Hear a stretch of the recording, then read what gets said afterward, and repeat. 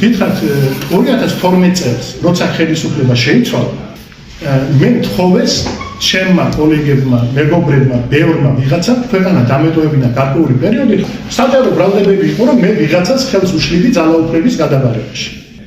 მაშინ მაგალითად იყო ესეთი პიროვნება, ვინმე ალასანია, რომელმაც ბრიფინგი ჩაატარა და საზოგადოებას ამცნობა, ახალაერას ყავს წაიკითხა სახელები და გვარები ადამიანების, აი ეს შეიარაღებული ფორმირება და აქ აპირებენ ჰოლმსის სირია ახალი დაწყებული იყო, ჰოლმსის მოწყობას. საშინელი ბრალდება იყო თავისი შინაარსით, ფორმით და ყველაფრით. აბსოლუტურ ძალაუფლებას ფლობს ახალაიების კლანი.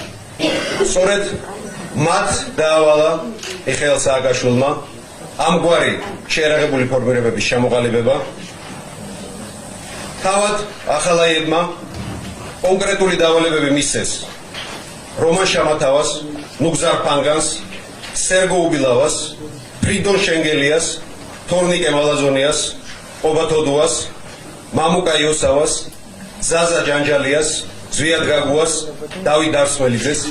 შეიქმნა გასამხედროებული შეიარაღებული ჯგუფები და ერთადერთი გამოყენებას სააკაშვილის მხრიდან მათი მე ვხედავ სწორედ არჩევნების შედეგით უკმაყოფილო სააკაშვილი მას გამოიყენებს საკუთარი ხალხის წინააღმდეგ. არ მიუცეთ საშუალებას სააკაშვილს საქართველოს და საქართველოს სოფლები და ქალაქები გადააქციოს